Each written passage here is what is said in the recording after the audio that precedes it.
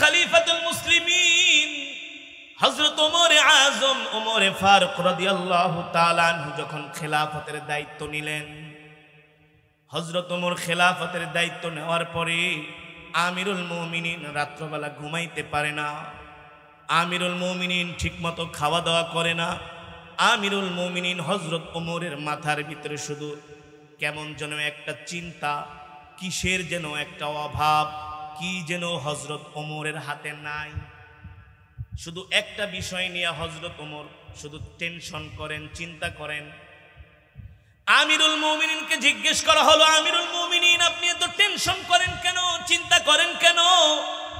আমিরুল মুমিনিন হযরত ওমর বলে, ভাই সাহাবীরা, আমি খেলাফতের দায়িত্ব নেওয়ার পরে আমি মনে করি আমার কাছে সব আছে, একটা জিনিস নাই, একটা সম্পদ আমার হাতে নাই, সেই জন্য আমার রাত্রবেলা ঘুম আসে না। সাহাবায়ে কেরাম জিজ্ঞেস করলেন, আমিরুল মুমিনিন কোন সম্পদ? বলে, আমাদের প্রথম কিবলা মসজিদুল আকসা ইহুদিরা দখল করে আছে, যতক্ষণ পর্যন্ত আমি ওমর ওই মসজিদকে দখল মুক্ত করতে না পারবো ততক্ষণ পর্যন্ত আমি ওমর শান্তি পাব না। আর জোরে বলেন সুবহানাল্লাহ। আমিরুল মুমিনিন খলিফাতুল মুসলিমিন হযরত ওমর আব্দুর রহমান ইবনে আউফকে ডাকলেন, খালিদ ইবনুল ওয়ালিদকে ডাকলেন, দুইজনকে ডেকে দায়িত্ব দেওয়া হলো, খালিদ ইবনুল ওয়ালিদ আমি চাই তুমি 10,000 সৈন্য নিয়ে আজকে জেরুজালেমে রওনা হবা, আমাদের প্রথম কিবলা মসজিদুল আকসা দখল করে আনবা ইহুদিদের কবল থেকে।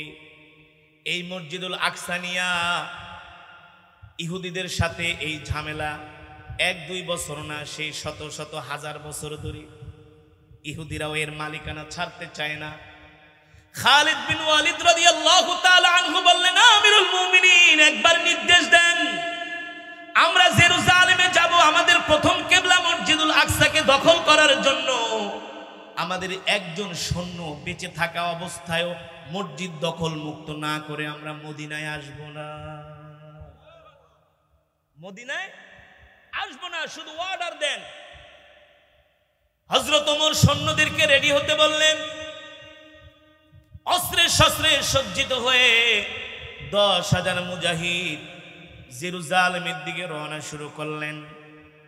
হযরত ওমর তাদেরকে বিদায় দিলেন, তাদেরকে অনেকটুকুন রাস্তায় এগিয়ে দিয়ে আসলেন, তাদের জন্য দোয়া করলেন, যাও যাও তোমরা জেরুজালেম থেকে মসজিদুল আকসাকে দখল মুক্ত করে মদিনায় আসবা। খালিদ ইবনুল ওয়ালিদের নেতৃত্বে 10,000 মুজাহিদ, 10,000 মুসলিম সৈন্য তারা জেরুজালেমে প্রধান ফটকে গেলেন। খালিদ ইবনুল ওয়ালিদ নির্দেশ দিলেন, তোমরা পুরা জেরুজালেমটাকে চতুর্দিক থেকে অবরোধ করে ফেলো। পুরা জেরুজালেমটাকে চতুর্দিকে ঘেরাও করা হলো। ঘেরাও করে খালিদ ইবনুল ওয়ালিদ গোয়েন্দা পাঠালেন ইহুদিদের কাছে, যাও যাও ইহুদিদেরকে যে বলো আমরা 10,000 সৈন্য মুসলিম সেনাবাহিনী পুরা জেরুজালেমটাকে আমরা ঘেরাও করে ফেলেছি, যদি তারা আমাদের হাতে মসজিদুল আকসার চাবি ফিরিয়ে দেয়, মালিকানা ফিরিয়ে দেয়, আমরা তাদের সাথে কোনো সংঘাতে যাব না। আর যদি আমাদের মসজিদুল আকসা আমাদেরকে ফিরায় না দেয় তাহলে আমাদের তরবারির হাত থেকে একটা কাফেরও বাঁচতে পারবে না। সময় মাত্র 24 ঘন্টা। কয় ঘন্টা? 24 ঘন্টা সময় দিলেন। ইহুদিরা গোয়েন্দা পাঠালো, যে দেখো আসলে অবস্থাটা কি।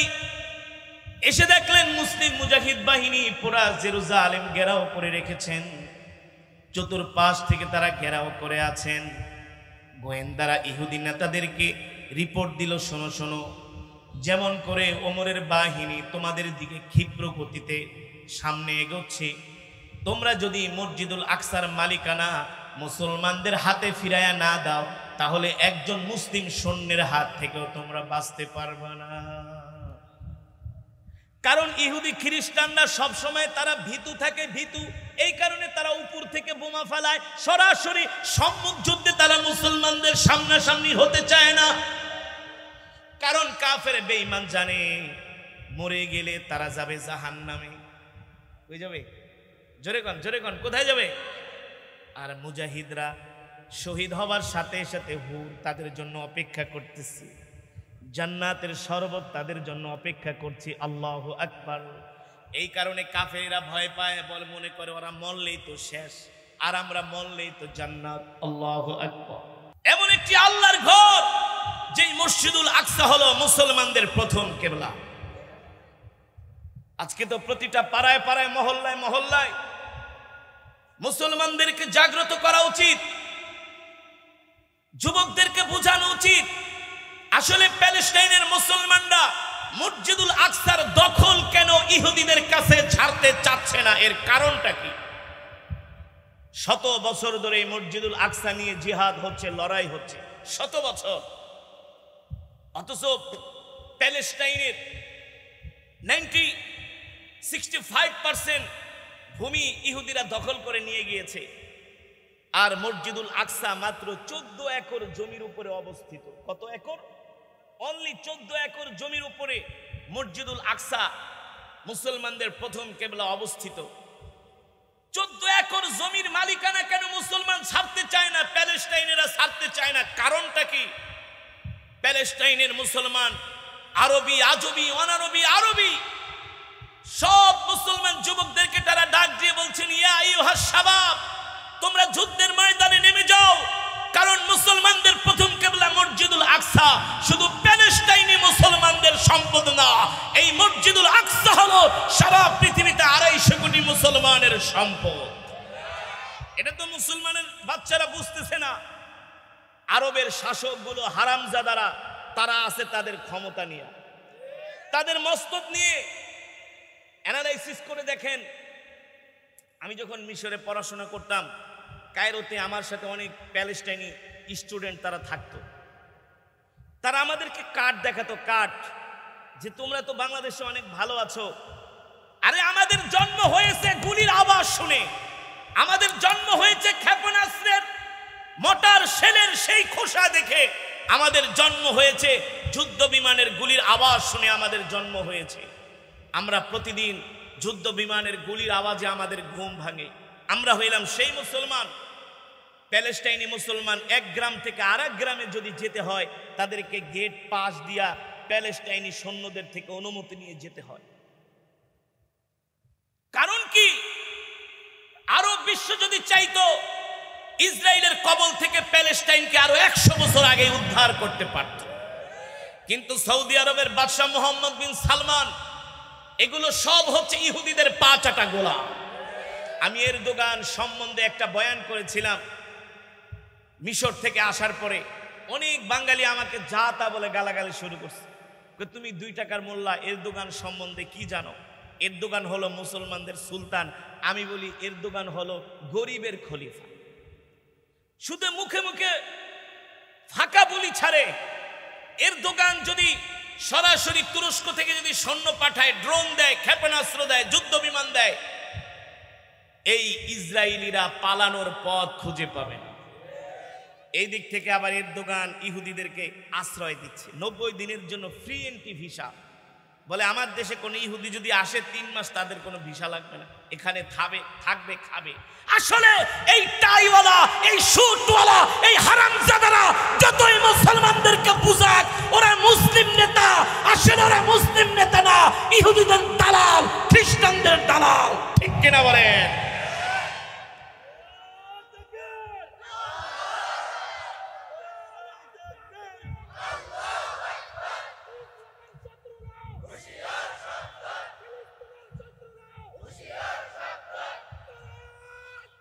ওরা শুধু বিশ্ব মুসলিমদের সিম্পিতি নেওয়ার জন্য তারা শুধু অভিনয় করে যে আমরা মুসলমানদের অনেক বড় নেতা।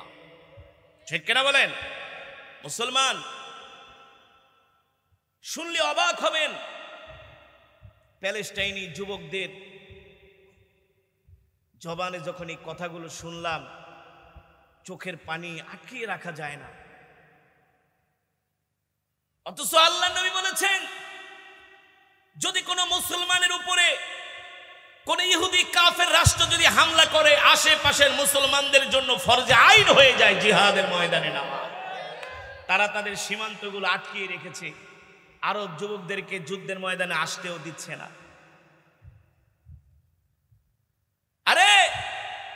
সেই জাতি যেই জাতি কিনা 3000 সৈন্য নিয়ে 3 লক্ষ কাফেরকে পরাজিত করেছে, ঠিক না? আমরা তো সেই জাতি যেই জাতি কিনা 313 জন 1000 কাফেরকে নাকানি চুবানি খাইয়েছে। এই জিহাদের বয়ানগুলো আমরা করলে কিছু নাস্তিক মুরতাদ বেঈমানগুলো বলে আমরা নাকি জঙ্গি। আমরা জঙ্গি না, আলেমরা হলে জাতির শ্রেষ্ঠ সন্তান। আজকে যদি আমরা মুসলমান যুবকদেরকে হক কথাগুলো না বলি, তাদের ঘুম যদি আমরা না ভাঙাই, তাদেরকে যদি আমরা সচেতন না করি, কাল হাসরের ময়দানে আল্লাহর আদালতে প্রত্যেকটা আলেমকে জবাব দিতে হবে, তুমি কেন হক কথা বলো নাই, মুসলিম জাতিকে কেন সজাগ করো নাই, ঠিক কিনা বলেন? যুবকরে, ফিলিস্তিনি মুসলমানদের জন্য যুদ্ধ যদি নাও করতে পারো, প্রয়োজনে তাদের জন্য রোজা রেখে দোয়া করো, কিন্তু হারামজাদা কুলাঙ্গারের মতো গান শোনো না। এবার আসেন, কেন প্যালেস্টাইনের মুসলমানরা 14 একর জমির মালিকানা ছাড়তে চায় না? ওই মসজিদুল আকসা এমন আল্লাহর ঘর, যেই ঘরের দিকে কেবলা করে আমার নবী 17 মাস নামাজ পড়েছেন। কত মাস? 17 মাস নামাজ পড়েছেন মসজিদুল আকসার দিকে কেবলা করে। যেই মসজিদুল আকসার কথা আল্লাহ তাআলা কোরআনুল কারীমের একেবারে মাঝখানে বলেছেন, সুবহানাল্লাযী আসরা বিআবদিহি লাইলাম মিনাল মাসজিদিল হারাম ইলাল মাসজিদিল আকসা।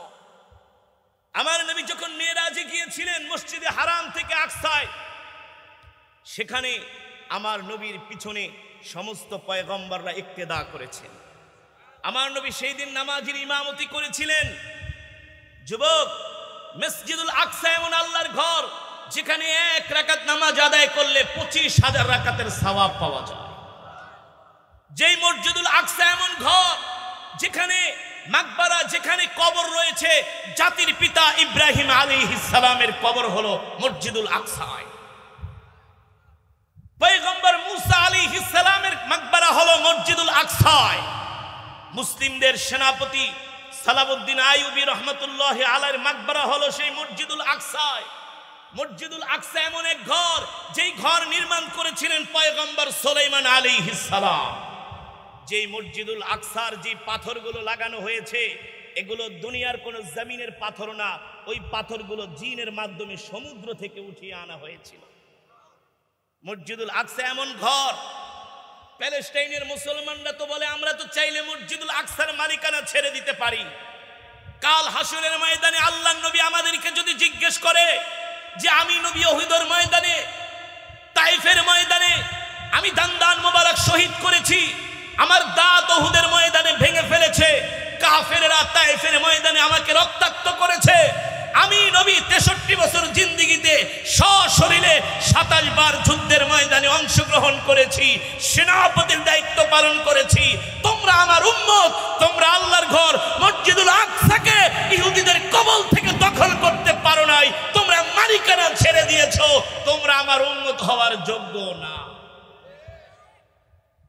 প্যালেস্টাইনি মসজিদুল আকসার যিনি খতিব, তিনি গত 1 বছর আগে বাংলাদেশে এসেছিলেন। তার সাথে আমি 1 সপ্তাহ সফরে ছিলাম। তিনি নিজে বলেছেন কনফারেন্সের মধ্যে যে আমরা মসজিদুল আকসার জন্য এত রক্ত কেন ঝরাই। আরে মসজিদুল আকসা যদি মুসলমানদের হাত থেকে চলে যায়, তাহলে সারা পৃথিবীর মুসলমানদের উপরে বিপর্যয় নেমে আসবে। মসজিদুল আকসা এখনো মুসলমানদের মালিকানায় দখলে থাকার কারণে এখনো মুসলমান টিকে আছে। আচ্ছা বলেন, গত 5 বছরে ইহুদি খ্রিস্টান রাষ্ট্রের উপরে আযাব গজব বেশি আসছে নাকি মুসলমান রাষ্ট্রের উপরে? এই জোরে বলেন, জোরে বলেন, আরে জোরে বলুন। এগুলো চিন্তা করার বিষয়, অ্যানালাইসিস করার বিষয়, গবেষণা করার বিষয়। গত 5 বছরে যত বড় বড় গজব সব মুসলমান দেশের উপরে এসেছে। এই যে তুরস্কের প্রেসিডেন্ট এরদোগান এত বড় বড় কথা বলে, এ করবে, সে করবে, হ্যান করবে, ত্যান করবে, উপরে গাছ, উপরে পানি ডালে, নিচ দিয়া গাছ কাটে। এই কারণে আল্লাহ তুরস্কে এই গজব দিছে। দেখেন না, ভূমিকম্পে 30 কিলোমিটার এলাকা আল্লাহ মাটির সাথে ডাবায় দিছে। সেখানে 100 বছরও বসতি করার কোনো সুযোগ নাই, এমন ভাবে মেচাকার হয়ে গেছে। কারণ কি? আজকে সেই লিবিয়াতে ঘুমের মধ্যে ভূমধ্য সাগর থেকে জলোচ্ছ্বাস উঠেছে 30 ফিট উঁচু। 30 ফিট উঁচু জলোচ্ছ্বাসে হাজার হাজার মুসলমানকে সমুদ্রের মধ্যে ভাসিয়ে নেওয়া হয়েছে। আলজেরিয়ায় ভূমিকম্প হচ্ছে, মরক্কোতে ভূমিকম্প হচ্ছে, সিরিয়ায় ভূমিকম্প হচ্ছে, বাংলাদেশের উপরে একের পর এক বিপর্যয় আসতেছে। কারণ হলো আমরা মুসলমানরা আল্লাহর জমিনে আল্লাহর দিন কায়েম করার জন্য কোনো চেষ্টাই করি না, কোনো মেহনতই করি না। আমরা ক্ষমতা টিকানোর জন্য ইহুদি খ্রিস্টানদের দালালি করি, ঠিক কিনা বলেন? তুরস্কের যেই ক্ষতি হয়েছে এই ভূমিকম্পে, তারা যদি প্যালেস্টাইনি মুসলমানদেরকে অস্ত্র দিয়া সৈন্য দিয়া সাহায্য করে, সেই 100 ভাগের 1 ভাগও ক্ষতি তুরস্কের হবে। আল্লাহ শুধু আসলে ঠিকই বুঝিয়ে নিচ্ছেন, বুঝাচ্ছেন বান্দাকে, দেখ এই দিক দিয়ে দিবি না, আমি আল্লাহ ওই দিক দিয়ে নিয়ে যাব। তোরা ময়দানে রক্ত দিবি না, আমি আল্লাহ তোদেরকে অন্য দিক দিয়ে ক্ষতি করব, ঠিক কিনা বলেন? অথচ মুসলমান, আল্লাহর নবীর হাদিস রাহমাতুল লিল আলামিন বলছেন, আল জিহাদু মাযিন ইলা ইয়াউমিল কিয়ামা, কিয়ামত পর্যন্ত আল্লাহর জমিনে কাফেরদের বিরুদ্ধে জিহাদ চলবে। জিহাদ কোনো সন্ত্রাস নয়, জিহাদ হলো ইবাদত। জোরে বলেন, জিহাদ হলো কি? ইবাদত। আর সারা পৃথিবীর মোড়ল রাষ্ট্রগুলো যা করতেছে এগুলো হলো সন্ত্রাস, এগুলো হলো কি? ও যুবক, আজকে প্যালেস্টাইনি মুসলমানদের এই বিভৎস দৃশ্য দেখে যদি তোমার দিল না কাঁদে, তোমার চোখে যদি পানি না আসে, তোমার মধ্যে যদি প্রতিশোধের স্পৃহা না জাগে, তোমার ঈমান যদি ধাউ ধাউ করে ঈমানের আগুন না জ্বলে, তাহলে বুঝতে হবে তুমি মুসলমানের ঘরে সন্তান হয়েও তুমি মুনাফিক হয়ে আছো।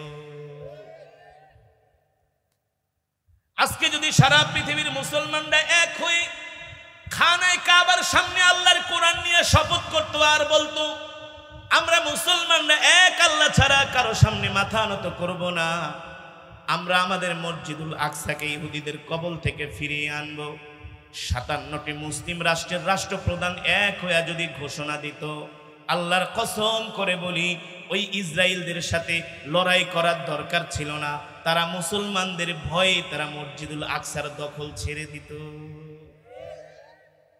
কিন্তু সেই হুঙ্কার কে দিবে? মুসলিম রাষ্ট্রপ্রধানগুলো তো ইবলিস শয়তানের চাইতো খারাপ হয়ে গেছে। আরব আমিরাতের বাদশারা 20, 30, 50 আইটেমের খাবার দস্তরখানে নিয়ে খায়, 15, 20টা 30টা করে বিবাহ করে, তেল বিক্রি করে, স্বর্ণ বিক্রি করে, আর সেগুলো দিয়ে তারা আমোদ ফুর্তি করে, ঠিক কিনা বলেন? সৌদি আরবের বাদশারা হজের থেকে কোটি কোটি কামাই নিয়ে সেখানে তারা পর্যটন খাতে ব্যয় করতেছে। আজকে সৌদি আরবের ভূমিতে দাওয়াত ও তাবলীগকে নিষিদ্ধ করা হয়েছে, অথচ 300 সিনেমা হল চালু করা হয়েছে। আমি নিজের চোখে দেখে এসেছি, জিদ্দাতে যেই সৌদি আরবে মসজিদে আজান দিলে সাথে সাথে দোকানের শাটারগুলো বন্ধ হয়ে যেত, আজকে সেই সৌদি আরবে এই আইন নাই। এখন আজান দিলে যদি কেউ মসজিদে না যায়, পুলিশ কিছুই বলে না। আগে সৌদি আরবে আজান দেওয়ার সাথে সাথে সব দোকান বন্ধ, মসজিদে বাধ্যতামূলক যেতে হবে, নইলে পুলিশ এসে অ্যারেস্ট করবে। আজকে সেই সৌদি আরবে হালাল পতিতালয় নামে পতিতালয় চালু করা হয়েছে, বলেন নাউজুবিল্লাহ। আজকে সেই সৌদি আরবের মেয়েরা ওপেন সিগারেট খায়, ওপেন নেশা করে, জিদ্দার বিমানবন্দরে তারা নাচে গায়, ঢোল তবলা বাজায়, মিউজিক বাজায়। অথচ সৌদি আরব হলো আমার আল্লাহর নবীর পবিত্র ভূমি, যেই ভূমির সাথে আমাদের আত্মার সম্পর্ক, ঠিক কিনা বলে? কিছু মানুষকে সৌদি আরবকে হক মনে করে, সৌদি আরবকে সত্যের মাপকাঠি মনে করে, আছে কি আছে না? 2-4 বছর সৌদি আরবে আইসা তাদের বেশভূষা ধরে, কিন্তু আপনি দেখবেন পৃথিবীর জগৎ বিখ্যাত যত ইমাম আছেন, যত মুফাসসিরিনে কেরাম, মুহাদ্দিসিনে কেরাম, যত ফকি আছেন, কারো জন্ম কিন্তু আরবে না, সবার জন্ম হলো খোরাসানি, রোম, পারস্যে, ঠিক কিনা বলেন? অথচ মুসলমান, আজকে যদি সারা পৃথিবীর মুসলমানগুলো যদি এক হয়ে যেত, আল্লাহর কোরআন অনুযায়ী যদি আমরা আমাদের জীবনকে পরিচালিত করতাম, আর আল্লাহ তাআলা আমাদেরকে যে জিহাদের জন্য আহ্বান করতেছেন, আমরা যদি জিহাদ করতাম, এখন পৃথিবীর মুসলমানরা আস্তে আস্তে করে বুঝতেছে এই পৃথিবীর জমিনে জিহাদ ছাড়া মুসলমানদের কোনো উপায় নাই। জিহাদ ছাড়া মুসলমানের কোনো মুক্তি, জিহাদ ছাড়া মুসলমান এই ইহুদি খ্রিস্টানদের হাত থেকে মুসলমানদের প্রথম কেবলা মসজিদুল আকসা উদ্ধার করতে কোনোদিনই পারবে না। প্যালেস্টাইনের মুজাহিদরা বলতেছে, যুবকেরা তোমরা যদি জিহাদ করো তাহলে তোমাদের জয় অর্জন করার সম্ভাবনা আছে, আর যদি যুদ্ধ না করো তাহলে তোমাদের পরাজয় নিশ্চিত। কথা বলেন, কথা বলেন। যুদ্ধ করলে আজ না হয় কাল, কাল না হয় পরশু, না হয় 50 বছর পর তোমরা বিজয় অর্জন করতে পারবা, কিন্তু জিহাদ না করলে যদি তোমরা হাত ঘুটায় ঘরের মধ্যে বসে থাকো তাহলে আগামীকালকেই তোমাদের পরাজয় বরণ করতে হবে।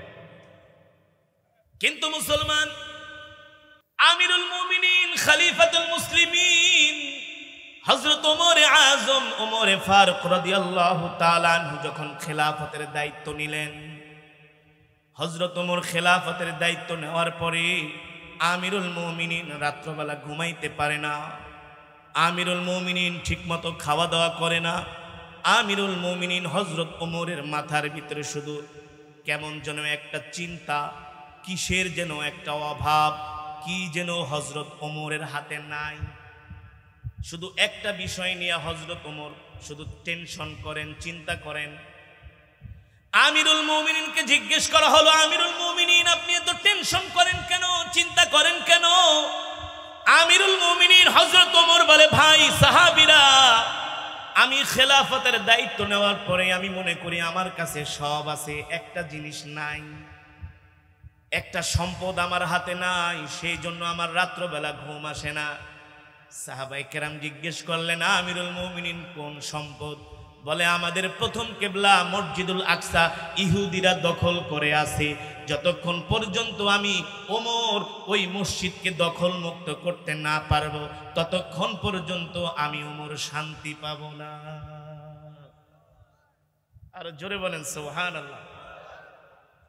আমিরুল মুমিনিন খলিফাতুল মুসলিমিন হযরত ওমর আব্দুর রহমান ইবনে আউফকে ডাকলেন, খালিদ ইবনুল ওয়ালিদকে ডাকলেন, দুইজনকে ডেকে দায়িত্ব দেওয়া হলো, খালিদ ইবনুল ওয়ালিদ আমি চাই তুমি 10,000 সৈন্য নিয়ে আজকে জেরুজালেমে রওনা হবা, আমাদের প্রথম কেবলা মসজিদুল আকসা দখল করে আনবা ইহুদিদের কবল থেকে।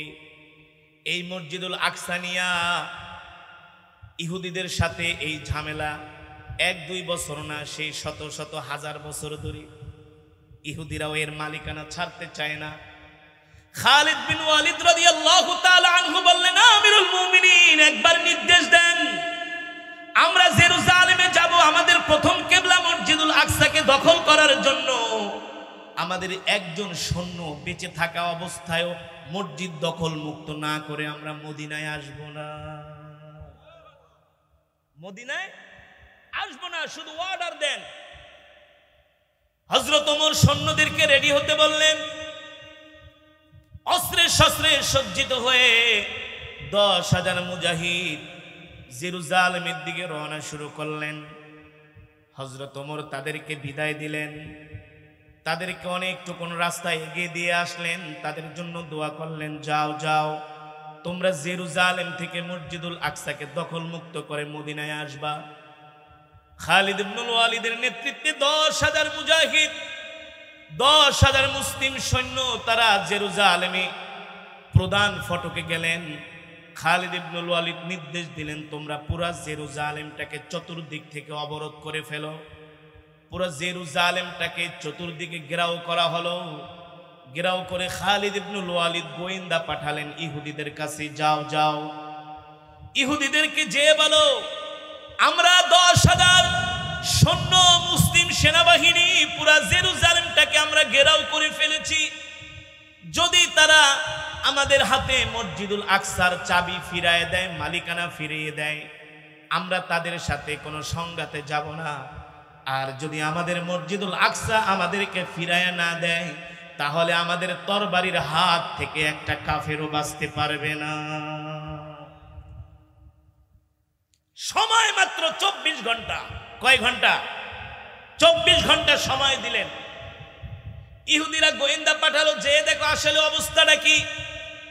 এসে দেখলেন মুসলিম মুজাহিদ বাহিনী পুরা জেরুজালেম ঘেরাও করে রেখেছেন, চতুর্পাশ থেকে তারা ঘেরাও করে আছেন।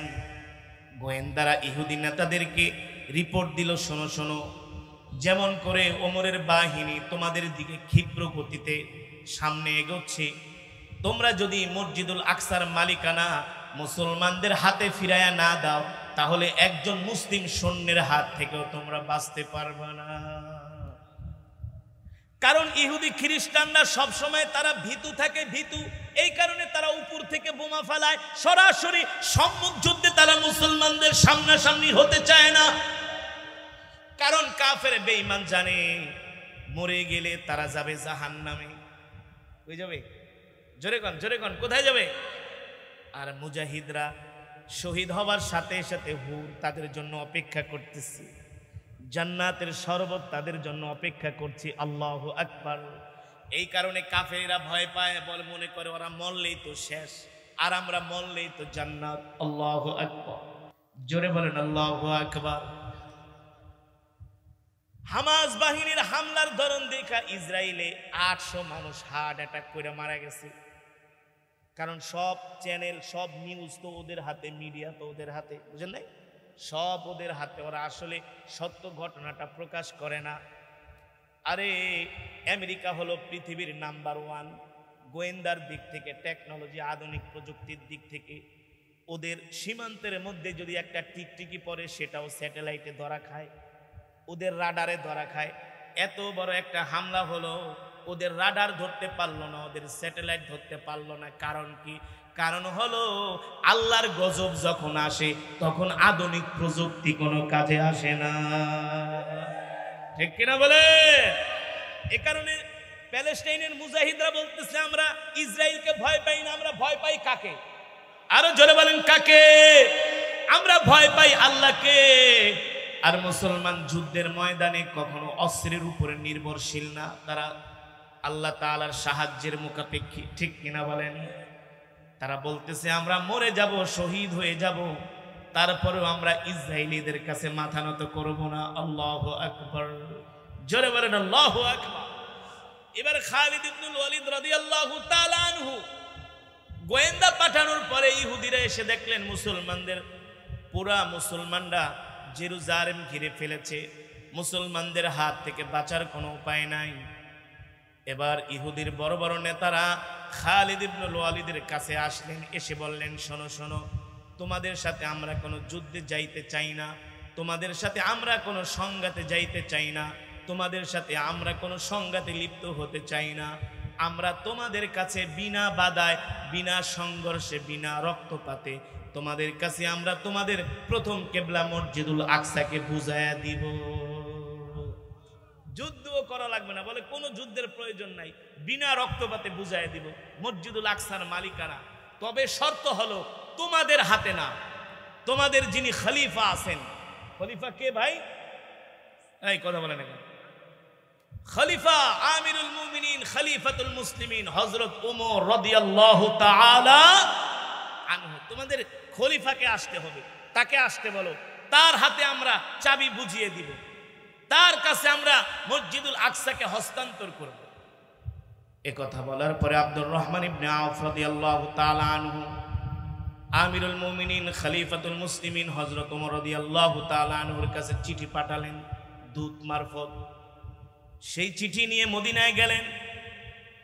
হযরত ওমর চিঠি পড়তেছেন, জেরুজালেমের ইহুদিরা বলতেছে তোমাদের খলিফা যদি আসে তার কাছে আমরা মসজিদুল আকসাকে হস্তান্তর করব। এই চিঠি পড়তেছেন আর হযরত ওমর ঝরঝর করে কান্না করতেছে। আল্লাহু আকবার, জোরে বলেন আল্লাহু আকবার। আরে মুসলমানরা যখন জিহাদ করার জন্য ময়দানে নেমে যায়, আল্লাহ তাআলা মুসলমানদেরকে শত্রুর সামনে একা ছেড়ে দেয় না। আল্লাহ আসমান থেকে মুসলমানদেরকে ফেরেশতা দিয়া সাহায্য করেন, ঠিক কিনা বলেন? বালা ইন তাসবিরু ওয়া তাত্তাকু ওয়া ইয়াতুকুম মিন ফাওরিহিম হাদা ইউমদিদকুম রাব্বুকুম বিখামসাতি আলাফিম মিনাল মালাইকাতি মুসাউমিমিন। আল্লাহ তাআলা বদরের প্রান্তরে আমার নবীকে 5000 ফেরেশতা দিয়া সাহায্য করেছিলেন। কয় হাজার? জোরে বলেন মুসলমান কয় হাজার? যে আল্লাহ বদরের প্রান্তরে মুসলমানদেরকে 5000 ফেরেশতা দিয়ে সাহায্য করেছিলেন, ওই আল্লাহ আছে কি আছে না? জোরে বলেন আছে না? ওই আল্লাহর সাহায্য কি বন্ধ হয়ে গেছে? কিন্তু আল্লাহ তাআলার কাছ থেকে আমাদের সেই সাহায্য চেয়ে আনতে হবে। হযরত ওমর খুশিতে তার চোখ দিয়ে ঝরঝর করে পানি পড়তেছে যে আমি হিম্মত করে আল্লাহর উপর ভরসা করে সৈন্য প্রেরণ করেছি। ইহুদিরা এমন ভয় পেয়েছে, তারা বলে যুদ্ধ লাগবে না, বিনা যুদ্ধে আমরা তোমাদেরকে মসজিদুল আকসা ফিরায় দিব। আল্লাহু আকবার। হযরত ওমর খুশিতে বলে আমি এখনই যাব জেরুজালেমে। কিছু মুসলিম মুজাহিদ সাহাবীরা বললেন আমিরুল মুমিনিন, ইহুদিদের ষড়যন্ত্র আপনি বুঝবেন না, হতে পারে আপনাকে তারা মরুভূমির মধ্যে নিয়ে হত্যা করবে, এই কারণে তারা কৌশল করেছে।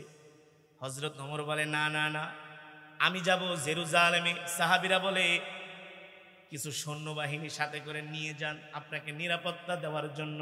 হযরত ওমর বলে আমার উত্তম নিরাপত্তাকারী হচ্ছে আমার আল্লাহ। আল্লাহু আকবার। জোরে বলেন আল্লাহু আকবার। ফাল্লাহু খায়রুন হাফিযা ওয়া হুয়া আরহামুর রাহিমিন। আল্লাহই হচ্ছে মুমিনের জন্য উত্তম নিরাপত্তা দানকারী। ঠিক না? আল্লাহ তাআলা যদি কাউকে সাহায্য করেন, পৃথিবীর কোনো রাজা বাদশার ক্ষমতা নাই তার একটা পশম ছিঁড়া আছে? নাই। সাহাবায়ে কেরাম তো আল্লাহর উপর ভরসা করতেন, দুনিয়ার কোনো মানুষের উপরে ভরসা করতেন না। তারা অস্ত্রের উপরে ভরসা করতেন না, সৈন্যের উপরে ভরসা করতেন না, তারা ভরসা করতেন আল্লাহর সাহায্যের জন্য, আল্লাহ তাআলার রহমত চাইতেন। ঠিক কিনা বলেন? এবার হযরত ওমর বলে আমি আমার গোলামকে নিয়ে জেরুজালেমে রওনা দিব। একটা উট রেডি করা হলো। হযরত ওমর উটের পিঠে বসলেন আর গোলামকে বললেন উটের লাগাম টানো জেরুজালেমের দিকে। মিম্মাদিনা ইলা জেরুজালেম, মদিনা থেকে জেরুজালেমের দিকে রওনা শুরু করলেন। আস্তে আস্তে করে রোদ বাড়তেছে আর মরুভূমির বালুগুলো উত্তপ্ত হচ্ছে। পারেন আমি তো আপনার খেদমতের জন্য আসছি, আপনি কেন উটের লাগাম টানবেন? বলে বেটা তুই গরমের মধ্যে ঘামায় যাচ্ছিস, হাঁপিয়ে যাচ্ছিস, এবার আমি উটের লাগাম টানি, তুমি আরাম করো। আল্লাহু আকবার। গোলামকে উটের পিঠে বসায়া পালা কর্মী গোলাম উটের লাগাম টানে, হযরত ওমর আরাম করে, হযরত ওমর আরাম করে, গোলাম লাগাম টানে। পালাক্রমে তারা উটের লাগাম টানতেছে। লাগাম টানতে টানতে হযরত ওমর উটের পিঠে বসে আছে। আবার দেখে গোলাম অসুস্থ হয়ে যাচ্ছে, ঘাম বের হচ্ছে, তার শরীর থেকে টায়ার্ড হয়ে যাচ্ছে। হযরত ওমর উটের পিঠ থেকে নেমে গোলামকে বললেন এবার তুমি উটের পিঠে বসো, আমি নিজের লাগাম টানি। উটের লাগাম টানতে টানতে একেবারে তারা জেরুজালেমের প্রধান ফটক পর্যন্ত পৌঁছে গেল। গোলাম ডাক দিয়া বলে আমিরুল মুমিনিন, তাকায় দেখেন জেরুজালেমের প্রধান গেট দেখা যায়, আপনার জন্য হাজার হাজার মানুষ অপেক্ষা করছে, লাল গালিচার সংবর্ধনা দিবে আপনাকে, আপনি মুসলমানদের খলিফা, আমি উটের পিঠে বৈশা থাকবো আর আপনি উটের লাগাম টানবেন, এটা দেখতে ভালো দেখা যায় না। ইহুদিরা দেখলে কি মনে করবে? মুসলমানদের খলিফা ওমর তার গোলামকে উটের পিঠে বসায়া নিজেই উটের লাগাম টানতেছে। হযরত ওমর বলে বেটা চুপ কর, এখন আমার উটের লাগাম টানার পালা। গোলাম বলে হবে না, এই নির্দেশ আমি মানতে পারি না। ওমর ডাক দিয়া বলে বেটা হাসরের ময়দানে আল্লাহ যদি ডাক দিয়া বলে ওমর রে আমি তোমাকে খলিফা বানানোর কারণে, ক্ষমতা দেওয়ার কারণে তুমি তোমার গোলামের প্রতি ইনসাফ করো নাই, গোলামকে দিয়া উত্তপ্ত রৌদ্রের মধ্যে মরুভূমির মধ্যে উটের লাগাম টানাইছো, তার প্রতি কেন তুমি ইনসাফ করলা না? এ গোলাম হাসরের ময়দানে আমার রব যদি আমাকে জিজ্ঞাসা করে তাহলে তো আমি আমার রবের আদালতে ধরা খেয়ে যাব। ঠিক কিনা বলে? কি ইনসাফ ছিল মুসলমানদের খলিফা হযরত ওমরের মধ্যে। এ কারণেই তো তারা শান্তি প্রতিষ্ঠা করতে পেরেছেন। ঠিক কিনা বলে? এ কারণে ইহুদি খ্রিস্টানরা তাদের দিকে চোখ তুলবার সাহস পায় না। পেয়েছেন? পায় না। ইহুদি খ্রিস্টানরা জানে এখন যারা পৃথিবীর রাষ্ট্র ক্ষমতায় আছে সবগুলো হলো বধির, সবগুলোর কানে শোনে না, চোখে দেখে না। ঠিক কিনা বলে? তারা কানে শুনেও তারা না শোনার ভান করে, চোখ দিয়ে দেখেও তারা না দেখার ভান করে। এই যে ফিলিস্তিনদের রক্ত ঝরতেছে, তারা কি দেখতেছে না? সব দেখতেছে, সব দেখতেছে, সব দেখতেছে। তারা তাদের ক্ষমতার জন্য আজকে তারা রাজপ্রাসাদে এসির মধ্যে বিবি নিয়ে আরাম করতেছে। তারা গাওয়া খায় আর খেজুর খায় আর ফুর্তি করে। গজব যখন আসবে আল্লাহর পক্ষ থেকেই জিহাদ না করার কারণে, গজব যখন আসবে তখন আরবি আজমি, আরবি অনারবি কেউ আল্লাহর গজব থেকে মুক্তি পাবে না, পাবে না। শুধু জিহাদ না করার কারণে, মজলুম মুসলমানদের পাশে না দাঁড়ানোর কারণে যখন ভূমিকম্প, ভূমিধস আসবে, শুধু আরবি মরবে না, তুরস্ক মরবে না, বাংলাদেশের মানুষও মরবে। ওই দিকে রক্ত দিবা না, আল্লাহ অন্য দিক থেকে ঠিকই রক্ত নিয়ে নিবে। ওই দিকে জীবন দিবা না, আল্লাহ অন্য দিক থেকে ঠিকই হাজার হাজার জীবন নিয়ে নিবে। ঠিক কেনা বলে? যুবক, মসজিদুল আকসা নিয়ে এখন জিহাদ চলতেছে। আমরা তাদের অস্ত্র দিয়ে সাহায্য করতে না পারি, আমরা তাদের জন্য রোজা রেখে কোরআন তেলাওয়াত করে আমরা তাদের জন্য দোয়া করব। রাজি আছেন? রাজি আছেন? একজন আরেকজনকে বুঝাবেন যে ভাই, হতে পারে এই রোজা রাখার কারণে আল্লাহ তাআলা এই উসিলায় আমাদেরকে মাফ করতে পারে। কারণ এখান থেকে সেই জেরুজালেম তো প্রায় ৮,০০০ কিলোমিটার রাস্তা। এটা তো আমাদের দ্বারা যাওয়া কোনোভাবেই পসিবল না, কোনো দিক থেকেই না। কিন্তু আমরা তো চোখের পানি ফেলে তাদের জন্য দোয়া করতে পারি। আর আল্লাহ তাআলার কাছে এ দোয়া আমাদের করতে হবে, আল্লাহ আপনিও আমাদেরকে ওই জিহাদে শামিল হওয়ার সুযোগ করে দেন। বলি আমিন। এ কারণে আমাদের বুঝতে হবে, আমরা মুসলমানরা এখন একটা যুদ্ধের মধ্যে আছি।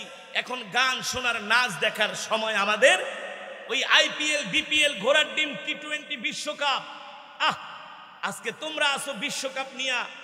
আর সেই সারা পৃথিবীর ইহুদিগুলো দেখলাম তারা মিছিল করতেছে যে আরবি আজমি বুঝি না, যেখানে মুসলমান পাও সেখানেই হত্যা করো, যেখানে মুসলমান পাও সেখানেই হত্যা করো।